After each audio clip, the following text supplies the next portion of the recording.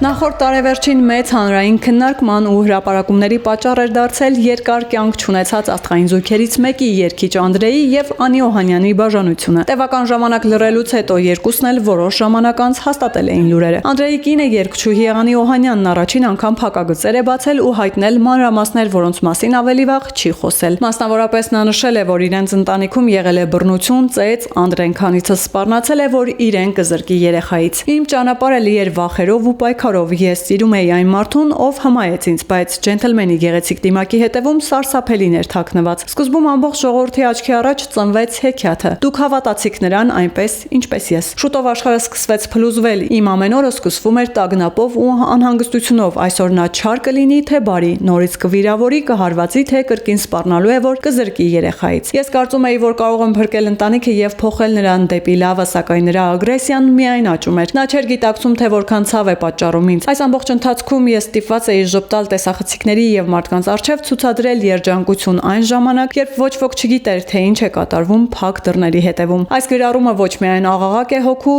դա կոչ է բոլոր կանանց, ովքեր տառապում են ինձ նման։ Սոցցանցի իր էջում գրել է Անին։